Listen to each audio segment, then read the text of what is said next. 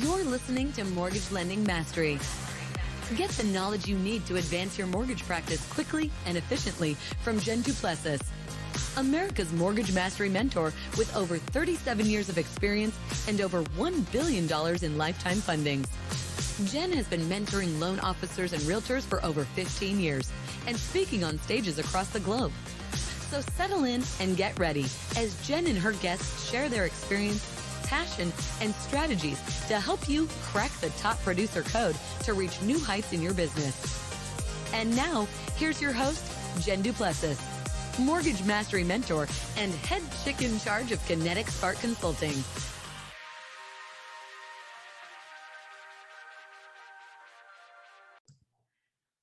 Hi, everyone. Welcome back to Mortgage Lending Mastery. I'm your host, Jen Duplessis. On today's episode, we have Jeffrey Brogger.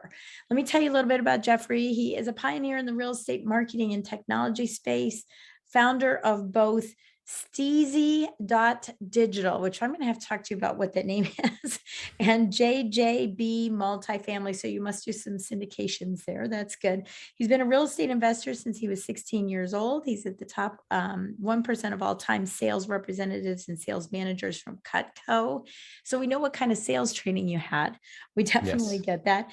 And has helped top real estate and mortgage broker clients spend over $1 million on Facebook ads while generating 5 to 25x return on ad spend. Today, Jeff consults 9-figure businesses on their social media ad innovation and direct response copywriting strategies. And where we met is that Jeff had me on his podcast called Lockbox. And I don't even remember when it was, but you now have over 150 episodes. So welcome to this world, but it's for real estate professionals. And you're also a member of EXP, which I am as well. So we certainly understand that world. So welcome to the show. Thank you so much, Jen. Yeah, you sound like me. You know, what don't you do, right? And I'm sure a lot of people tell you that, and that's what I hear all the time. Yeah, certainly.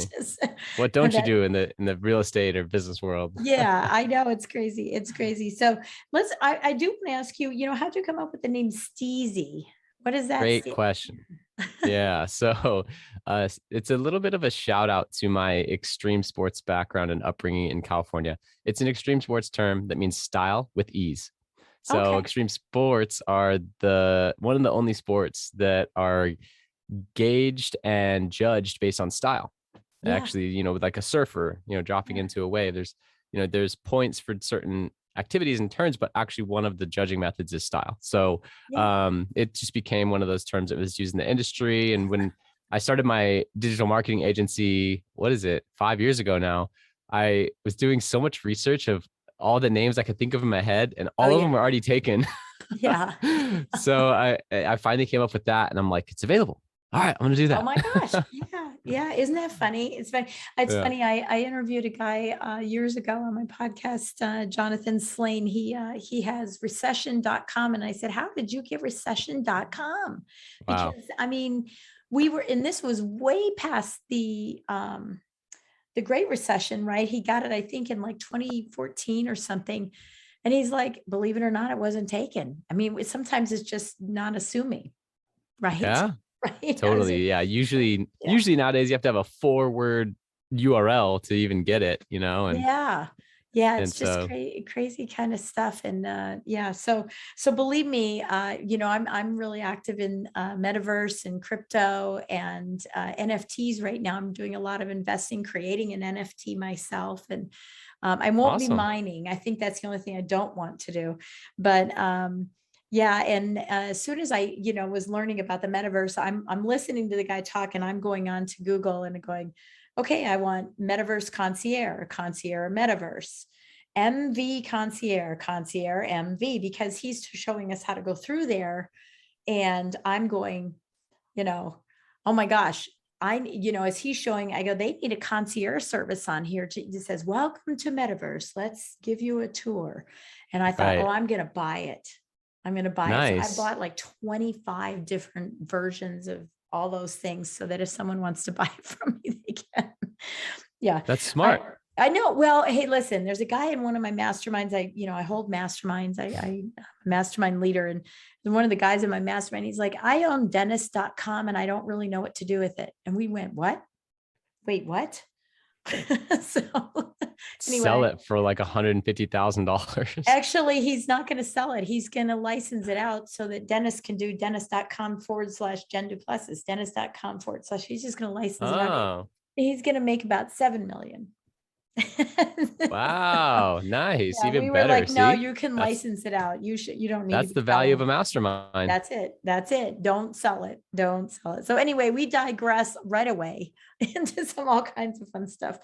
But that's how the world's going, right? It's moving 100 miles an hour. And that's what we're going to be talking about today is, lead generation for mortgage loan officers and real estate agents, online. And of course, a lot of people hear about this and they're like, another thing on social media, another thing on ad spend, another thing. So let's talk about what makes yours so different and so special.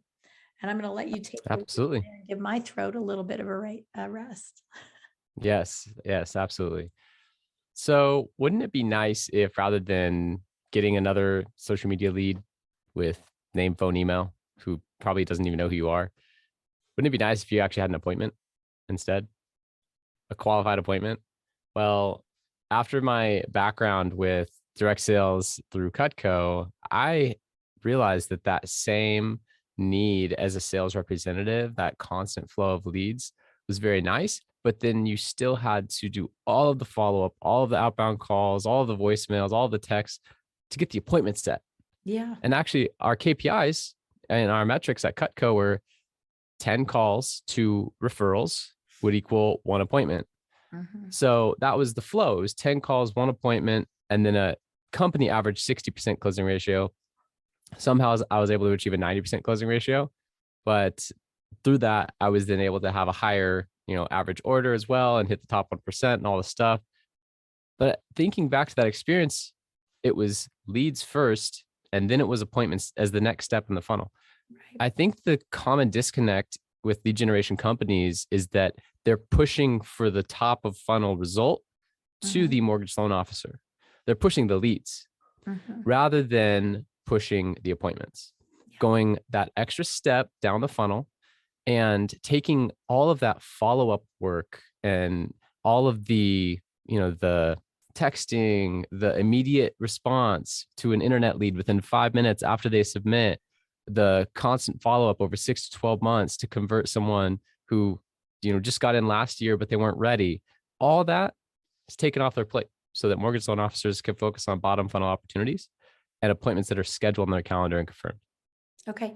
So let me ask you a question about that because there is a benefit to having all those leads. So are you stopping those leads from coming in, from a client acquisition perspective? Are you stopping those leads from coming in to the funnel or into the CRM, or are they're all coming through, but then there's a secondary filter that allows for that appointment to be scheduled? Because I would still want all those leads because I may not want to call them in 5 minutes, but I would want them to what is that word? Self-select. Select. Thank you. I couldn't think of the word. Yeah. Self-select or self-identify or self-qualify, themselves. And yep, they came through, but I still want those names. So are the names still in there? Because if I'm paying for them, I still want the names. Yes. Great question. That is where lead filtration comes in, and it's your choice. Some clients don't want to lead until it's absolutely qualified, good phone number, good email, and an appointment scheduled, or at least someone who has been qualified by our ISA team. Now, someone like you, savvy marketer, you understand the value of a lead, you have systems in place to help nurture them and convert them long-term. You want a lead. So we send them right to you. I want to be clear that we are not a lead bank that has this generic page that generates this thousands and thousands and thousands of leads and then resells them 10 times, 10 different mortgage loan officers. That's not what we do. So sometimes the best way to define what you do is to clearly define what you don't do. Yeah. What we don't do is that we don't resell the same lead over and over again. It's different. We actually create a exclusive lead generation source in your business branded to you. We act as your digital marketing agency and help set this up for you so you don't have to worry about it. So we act on a done for you service basis on a monthly basis. And after we set up these systems that have already been proven in dozens of other markets that we then custom brand to you, they start to work for you. but you own the lead. You own all the data. You own everything that is involved with that lead. And when we go our separate ways, if that happens, we send you the whole lead bank, master lead bank database. You already have them integrated with your CRM, and that's that, right? You have all the data. Yeah. So do you have your own, and I know this is one of the things that you have is CRM, and reputation management is one of the things that you talk about. But do you have your own CRM, or, what platforms can communicate with you as well in your CRM? I'm watching, for those of you that are watching and just listening, you just disappeared, and I'm like, where'd you go? What are you doing? I had to go throw a little fan on. It's getting hot in this jacket. It's getting hot in your office. Yeah.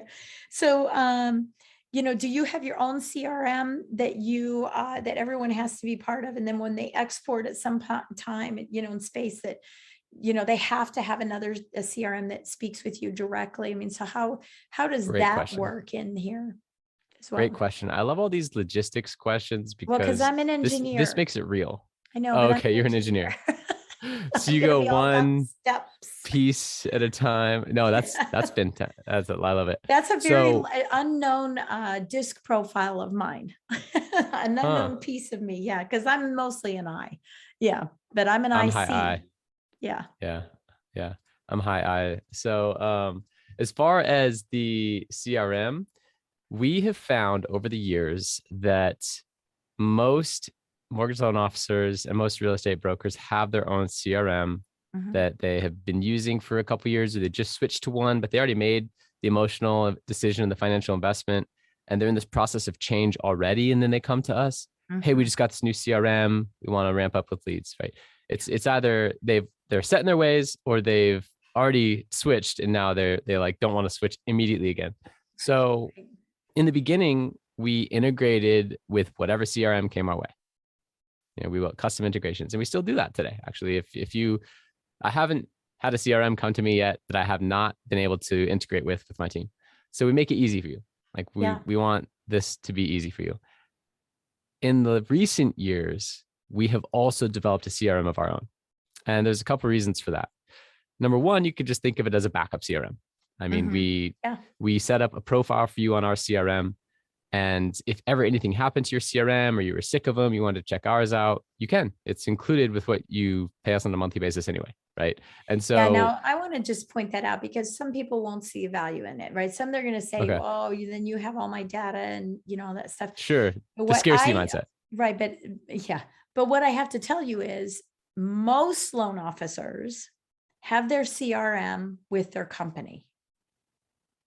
That's where they have their CRM. So if you leave a company and the CRM was, Encompass, and I know it's an LOS, but if it was Encompass that bled into, I don't know why I'm having a brain fade on all the CRMs, but let's say it goes to Total Expert. Let's say it goes to Top of Mind.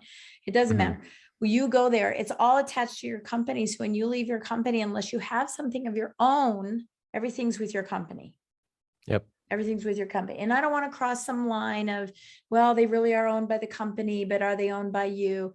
You need to have your own CRM. Period. End of story. You need to have your own CRM. So I want you to hear this, because if you do have a backup CRM and your company leaves you, or you leave your company, it's all lost.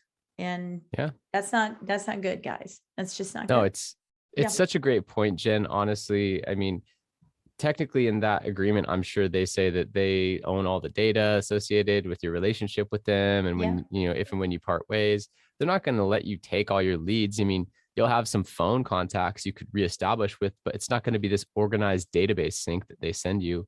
As far as I know, And so, having your own is super important. And we do nothing with the data that is unscrupulous. Honestly, it sits there on a profile, and we help you remarket to them with emails, texts, and social media.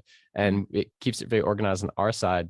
So then when we are managing your account, the account manager has a clear profile of what's going on and can fix things and can see if, the integration, by the way, goes to yours and ours. So if it breaks, we can see it right away, rather than you telling us 3 weeks later, hey, I haven't gotten any leads. And we're like, what?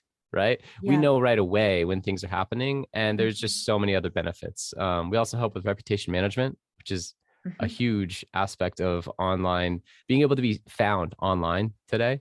Your Google My Business profile. That's been a more popular topic lately. Well, there's Yes. 70 other online listing profiles that you either haven't filled out or they have inconsistent information, and it's hurting your search engine optimization score. So when people type your name in and you have 2 Google My Business profiles with different addresses, you don't have a Yelp listing, you don't have this and that, that all hurts you.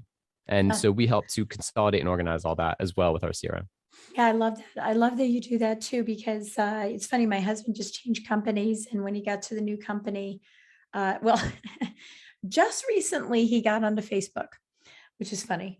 And he's with him. I mean, he's a mortgage lender, and because I was always the lead, right, the voice, so it really didn't matter. But we found out that his LinkedIn profile was from a company that he worked at in 2012. Amazing. Right? And it still shows that he works there, which I think is hilarious. So we were like, no, that needs to be changed. And of course, I'm not involved in it, but I was like, no, that won't go. That won't go. That won't do. But yeah, that won't do for you. So let's talk a little bit about branding, because this is, I don't want, and I also want to make sure that we understand. I know we've kind of leaned in the loan officer piece of this, but a lot of real estate agents listen, and loan officers who are listening can present this to their brokers, to the real estate brokers as well, which leads me to, do you have an affiliate program for loan officers to be able to do that? We sure do have an affiliate program for anyone that wants to help us grow. Okay, so for those that don't understand what affiliate program is, that you get a little bit of commission for referrals. It's not a referral of a deal, so this is not a violation of RESPA. This is just a referral to a platform. Right. But branding is really dear to my heart. In fact, it's one of my first, well, I say it's first and second of my 5 strategy, my principles for cracking the top producer code, which, the first is clarity and the second is credibility. Part of clarity and credibility at the same time is you have to understand who you are and what you want to be to the public, right? And then go grab the credibility by having the consistency, and I call it continuity, because it's a little bit different than consistency, but continuity in taking your brand out there. And I do it by a very unique mechanism, which I'm not going to share on the podcast right now, but how do you do it? How do you pull the brand out for someone? Because as you know, in our industry, it's very incestuous. I've shared this story before, but I do feel I need to share it. I mean, with over, I don't know, you just asked me how many podcasts I have, and I don't know how many. I'm probably 800 or so. I don't remember when I said this, but there was this one time that this guy said, hey, I want to be your friend. He asked to be my friend on Facebook. And I always go and check people out because I'm pretty high profile and I got to be careful. So I'm checking this guy out, and I go there and I see that he has this ribbon. This is a while ago, this yellow ribbon that I had created. It cost me $500 to create. That says, it's a yellow ribbon and it says experience matters. Okay. And this was sort of part of my branding. And the yellow ribbon was for veterans and for the fact that, I have empathy for people. And that was the whole purpose behind it. And he had put that on his cover page for his Facebook. He'd cut and copied it. And we know in this industry, we always say, don't reinvent the wheel, right?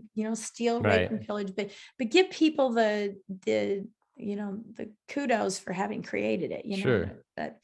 But he had it on there. And as I'm poking through, and I'm like, hey, you stole it without asking. And then as I'm poking through, he had been in the business for like 6 months, less than 6 months. And I thought, yeah, experience matters, and you don't have it.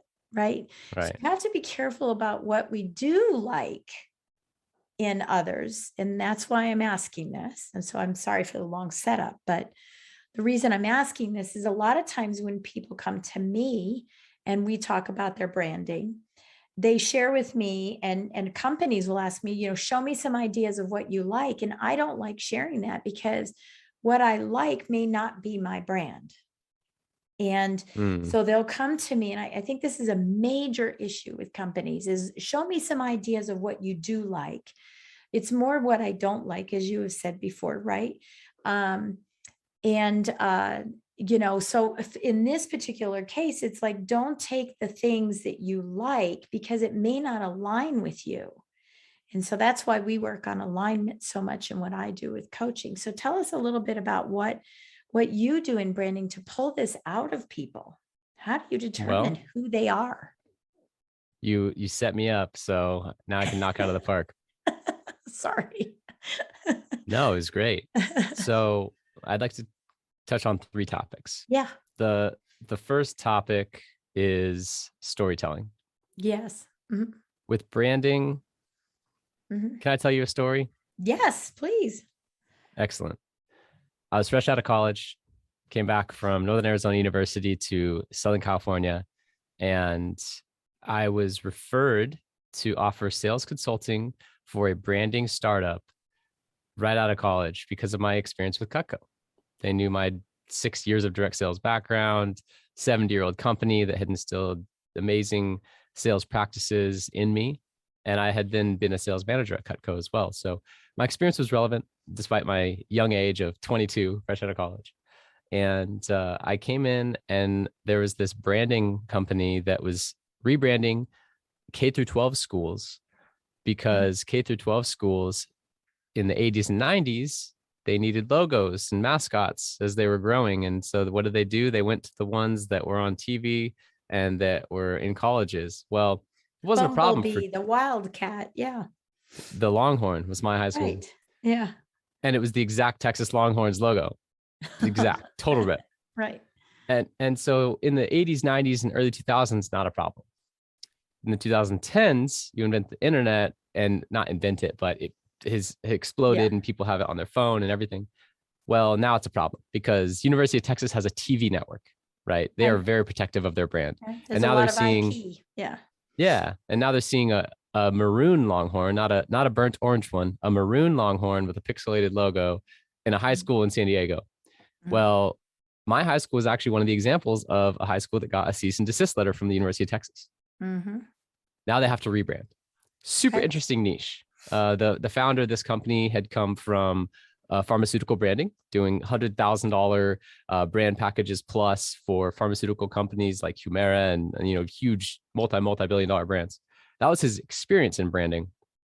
And then he saw this niche. So he created this company that would subsidize the cost for K through 12 schools down to about $5,000 and still offer the full corporate branding experience from scratch, from inception of the idea of what their mascot should look like, feel like, based on whether they're a elementary school, middle school, or high school. The mascot got slightly more aggressive or masculine or whatever you want to call it. It was like super friendly and lovable as an elementary school mascot. And then it was like the same mascot, but more grown up as the high school mascot, like every little detail. Right.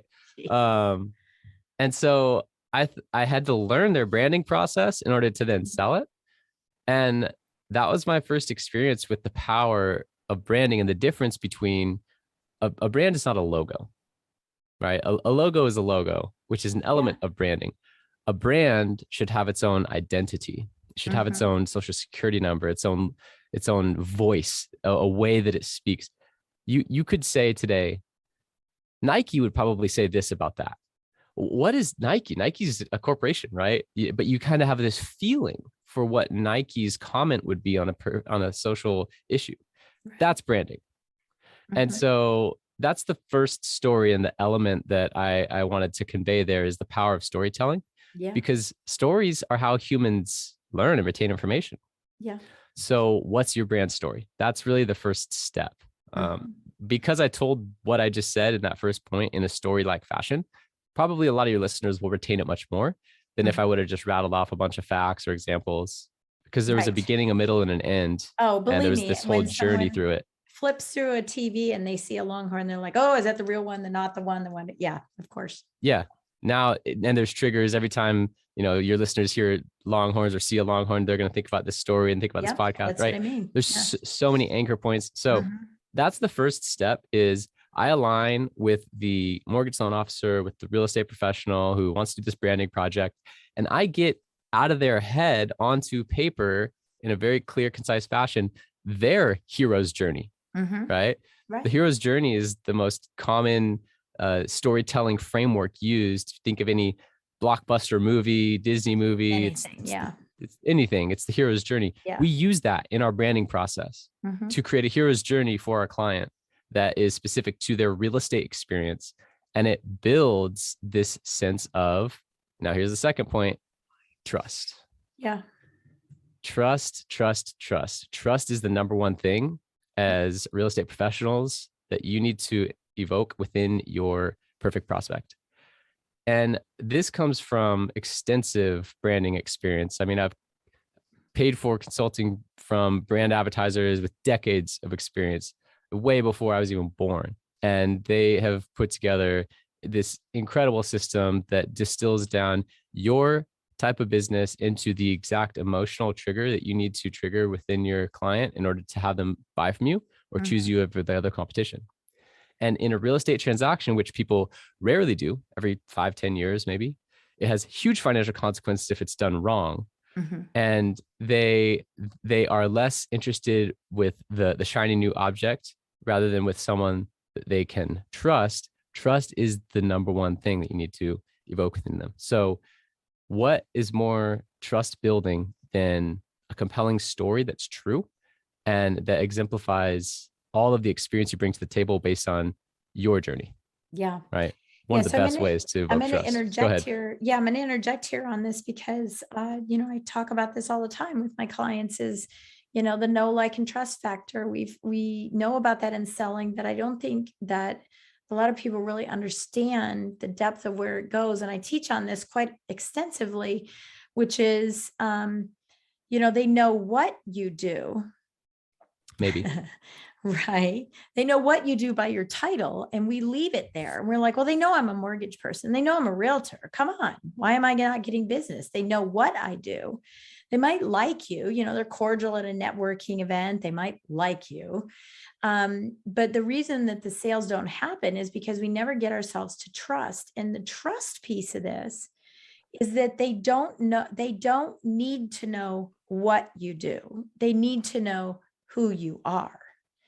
And so often in our industry, we have this facade of professionalism that it doesn't allow people to get in. We just merely allow for ourselves. We reverse stereotype ourselves into, I'm a lender, you know what I do, so send me business. I'm a realtor, you know what I do, so send me business. But people won't send that business until they understand who you are. So can I tell a story? Yes, please. I am serious about this. So years and years ago, when I was young, I was probably 25, 26. At the time, I had a 4-year-old and a 2-year-old, and I was a hottie patati youngie. And I was doing sales for NAGAM loans, for World Savings. And that's when they were called World Savings before they went on to Wachovia and B of A and all that stuff. And I was doing these NAGAM loans, and I was called a PMB. It's a preferred mortgage broker. It wasn't, it's the pre-definition of wholesale lending, right? I guess. And I walked into these companies, and I was trying to be professional. And I actually had to really struggle with this as a woman in a male dominated industry. There were very few originators, that type of thing. And it was a cute thing. And so I really had to show my strength, right? And so put the facade on. No, I'm strong. I'm not going to share anything personally. I'm only going to talk business. And so I was doing that, and it was working for me because I was top in the company, and it was working. But I happened to mention something about one of my kids to somebody, and a guy down the hall who was sitting in his chair pushed himself backwards out through the hallway, right, and caught himself on the arms, right. So he's pulling himself back and catches himself on the doorway, leaning back in his chair, and he's like, "Jen, you have kids?"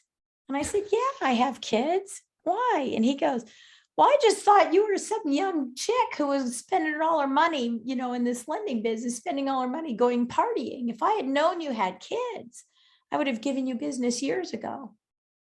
Right. Oh, wow. And so what do you think I did after that? Started sharing your whole life. I came in with the pictures, right? The old fashioned, like, look at my kids, look at my kids, look at my kids. Yeah. And because we have this perception of how people are perceiving us, that we change who we are. Lesson learned, big lesson learned on that. Yeah. Wow. So can I now share the third? Yes. Point? Yes. That was a great story, by the way. And it also leads into this point. So we talked about storytelling, the power of it. We talked about trust is really the goal. The goal is to evoke trust. Mhm. Well, now the third point is now you need to be consistent Mhm. with that. The authority type brand, which is what real estate professionals are, by the way, the ones that need to evoke trust, that do a transaction that has high financial consequences if done wrong, and it happens rarely throughout someone's lifetime. That's an authority brand. Mhm. Well, the inherent nature of the beast, if you will, is that they need to advertise more consistently and market more consistently than any other brand out there, Yeah. because they need to stay top of mind and continue to remind their following and their past customers that they still are the one to trust. If Yeah. you have an inconsistent message and you do it inconsistently, who's going to remember? That's why Right. almost 80% of the people who buy a house from a real estate professional today in 4 years can't remember that person's name and then go to the next first person that they meet. Yeah. Why is that? Well, Yeah. that's consistency is so important in this whole world. And that's why my agency really focuses on branding and then advertising, because that's that other Mhm. piece. You know, the advertising encompasses both email, text, marketing, as well as then social media advertising and paid advertising, because it's all part of the whole ecosystem to stay in front of people after the leads generated. But then also your After the database is probably not even being nurtured to the degree that it could be, and reminded there's transactions that you're missing out on right now today from your existing sphere because they're not being Right. nurtured with valuable content. And the message of your brand story and all of the promises, the brand promises that are made, aren't being consistently put out to market and getting in front of them, in front of their eyeballs on their phone, which is where people spend their time nowadays, right? So that's really that last element, is consistency. And it's the hardest one.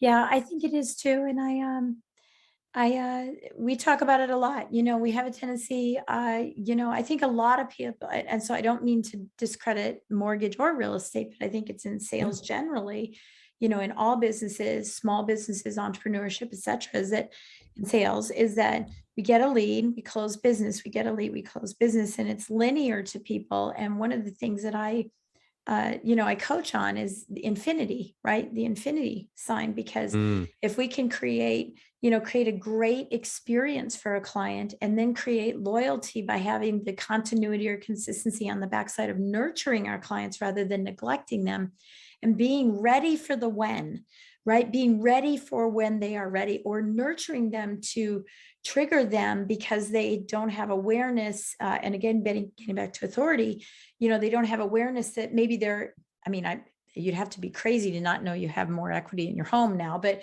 maybe if they didn't know that they had more equity in their home at this particular time, that you could be the trigger to put them back into the infinity, to the process, the marketing piece of it, of making a decision of brand selection, et cetera.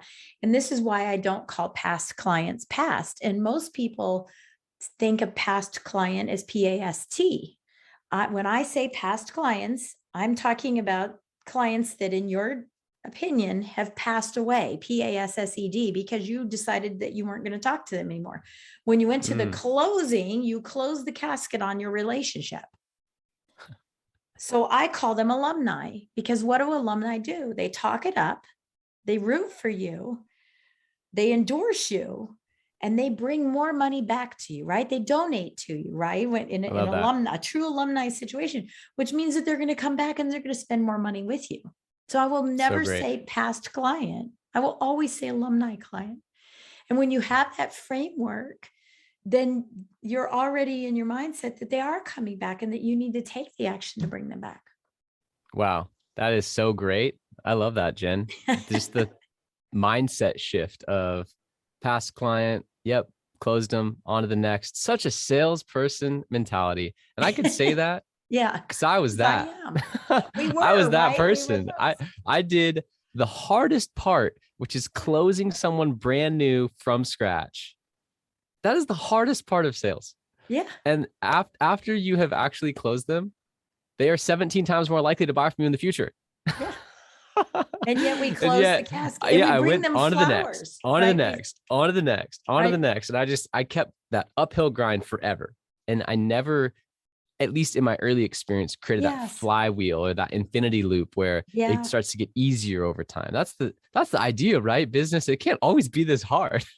Yeah, right. And Well, yeah, and that's my whole acres of diamonds that I talk about, is that we have acres of diamonds beneath us. And, we just need to pick them up. And that one diamond dropped can create a ripple, and why make a ripple when you can make a splash, right? With every single contact that you have. So yeah, I love that. So tell us a little bit as we kind of wrap up here, because I wanted to make sure that, people know that, yes, you have a product to sell. And many of you know on this podcast that, I won't bring on product people, like, hey, I have right. a product and that's it.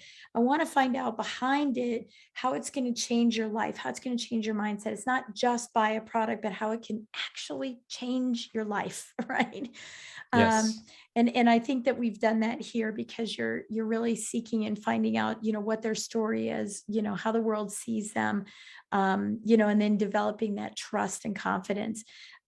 So tell us a little bit about the product, so that those that are listening are saying, yes, I need this. I need something that's uniquely different. How do they get the product? What kind of offer are you going to make for my listeners? And take it away from there. Yeah, absolutely. And thank you for that. I understand from the years of personal development that I've done that you do not get something for nothing. Right. If you do for a little while, the universe will quickly correct itself and correct that mistake. You have to bring value to the marketplace in order to get something in return. And with that understanding in mind, I know that clients have to get ROI to stay on their advertising, and they have to get extreme value to do the branding process and then leave a positive review and have a positive experience. So really, what we offer is branding and advertising. It's kind of a two-phase process. First phase is we do your branding, and that typically is a complete branding process where we get you a 30-page corporate level amazing brand book that is beautifully designed, has your brand story, manifesto, mission, vision, values, everything in one document. And the second phase is then advertising. So we can take that brand book, transform it into a brand story video, and bring it to market, as well as do other direct response advertising on your behalf on a monthly basis. And so the best way to learn more is to have a free strategy session with myself or one of my team members. Go to STEEZY.Digital, and we offer the first consulting session free. I've offered consulting for 9-figure real estate businesses. I offer the first consulting session free for anyone from, Jen that comes here. And past that, if you mention that you came from the Jen Duplessis podcast, remember this, because it'll save you some money. I'll actually offer you a discount on services as well, not just on the branding, but on the ongoing services as well, which, we're getting a 5 to 25x return for a lot of our clients. And I'm sure you would be the same. Well, with a little bit of a discount on what you're paying, that ROI gets even higher. So hopefully that's valuable to your listeners. Yeah. Thank you. Yeah. Thanks for offering that to them. I really appreciate that. Yeah. And I think we want to leave with something you and I were talking about in the green room, right? And so I'm just going to preface it and let you kind of take it away. And that is specifically for, I'm going to say specifically for loan officers at the high level, but then this also applies to real estate agents. But knowing that loan officers are paid a W-2, unless you're listening and you're the broker owner, right? But loan officers are paid a W-2, 100% commission. And, and real estate agents are on a 1099. So there's a little more flexibility in realtors to be able to create branding, at least the perception of that. Now, I don't agree with that at all, because my brand's been out there for 20 some years as the Kearney team, right? The Kearney lending team. And that's simply my son, Kirk, and my daughter, Whitney's names combined. That's all it is, because everything we do is for them. So it's called the Kearney team. And that's why we created that brand. And then we could tell people about our kids and all that good stuff. And, it just continues to go on. I've been out of the business now 4 years, and I continue to get referrals that I have to send on to my husband and my daughter, who are part of the Kearney team, right? Because it just kind of sits there. One of the things I need people to understand is that this is you incorporated. You should be branding you, not the company that you hang your license at.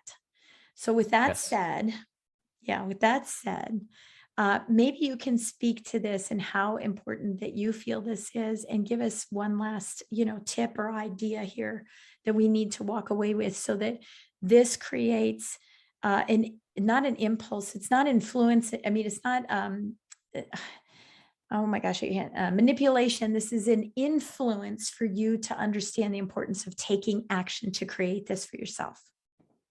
Mm, yes. Thank you for that lead in. Mhm. Great question. So we were talking before the show about how the industry in a whole is evolving into hanging your hat, whether you're on the real estate side or the mortgage side, on this larger company or bank's brand. Mhm. And it's distilling down more towards a personal brand. However, not a personal brand that's based on your name. Mhm. So that's another key. I love how the Kearney, I was curious about that. Yeah, Kurt most and people Whitney. think we're Irish. Oh, is that Kearney? No. Right. Yeah.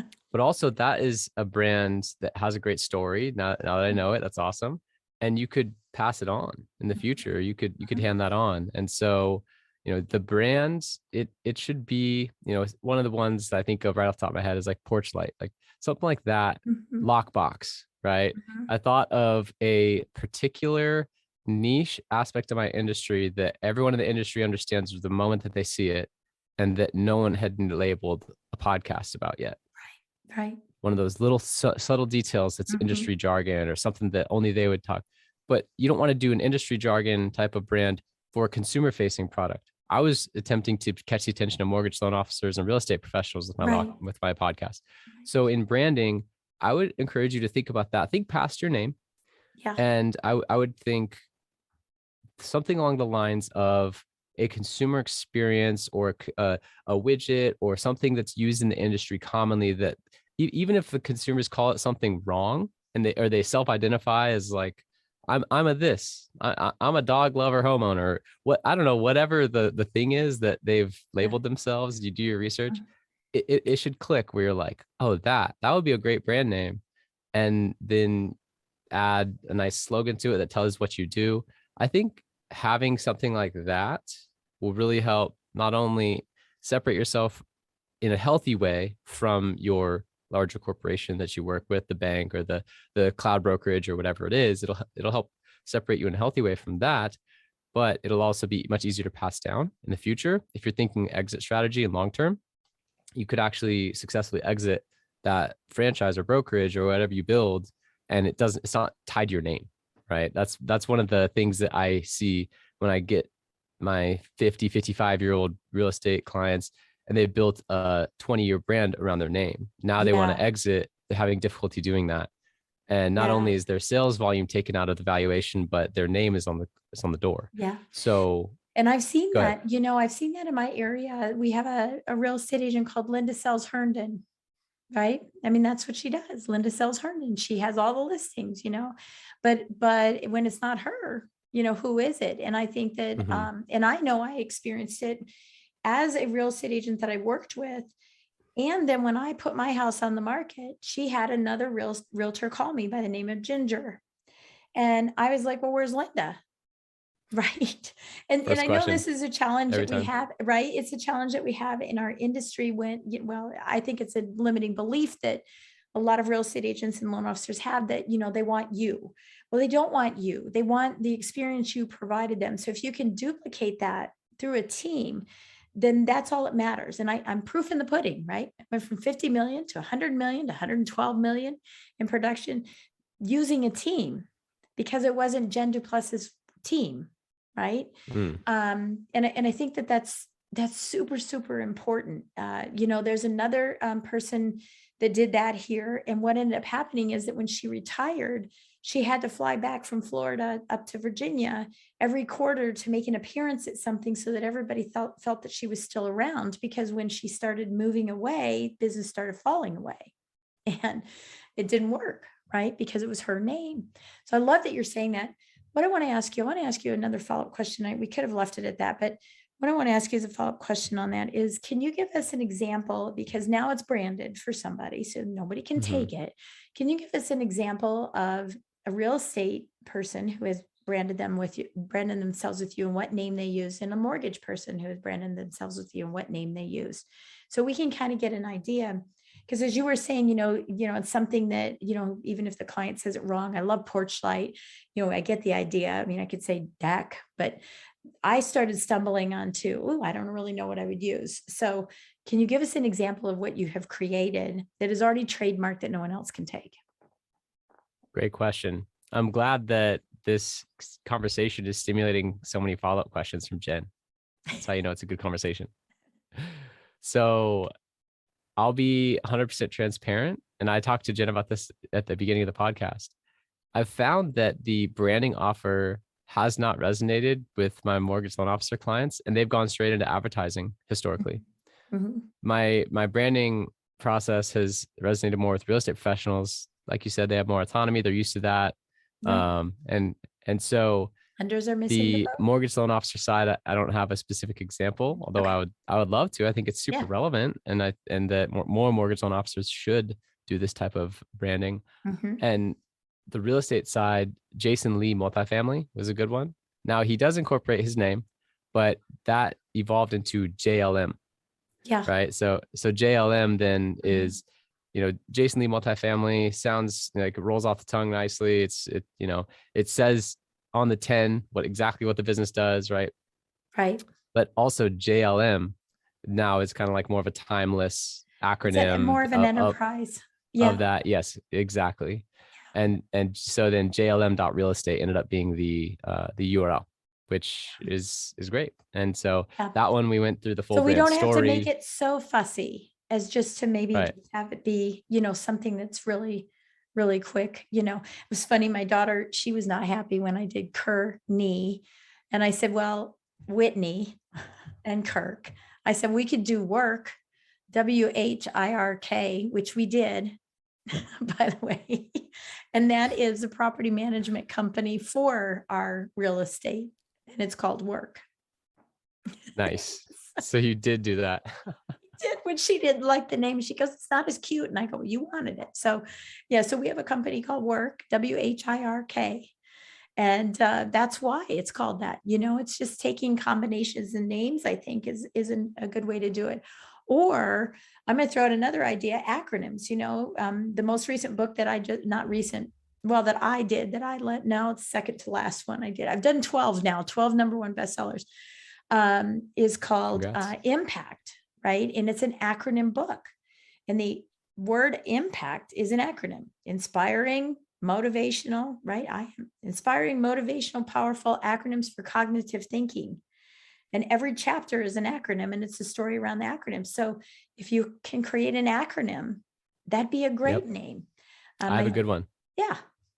So I mentioned earlier, dog lover homeowner, but that wasn't quite there. So let's evolve on that. So if you happen to be a mortgage loan officer and you told me the story that, you know what, my best friend and biggest inspiration growing up had kind of a rough childhood. It was my dog. Like I love dogs. And I could say, well, guess what? About 180 million other people in the United States also love dogs. Now there's a certification for dog lover loans.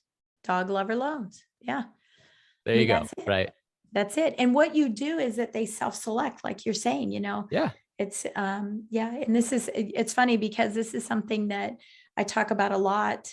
As well as that, I love peanut butter cookies. So as in a marketing perspective, I should just be talking about peanut butter cookies. That's what marketing is marketing your niche, right? Marketing what you love to do. That's awesome. I'm going to market peanut butter cookies. And if you don't like peanut butter cookies, then you won't come through. No, but that's that filter I was telling you about.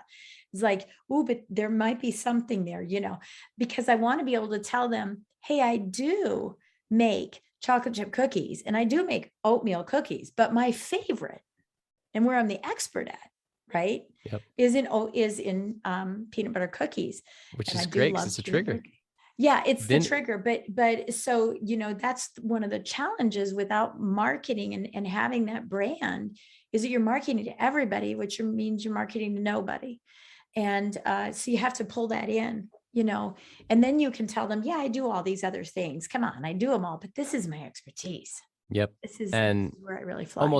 almost no mortgage loan officers, real estate professionals have gone to the depth of market research and inside themselves to what we do in our branding process. Every single time that I've done it, there's this aha clarity moment and this burst of inspiration from the person I'm doing it with, because it goes down to the deeper layers of, wow, that is my story. Wow, that is why I do everything that I do.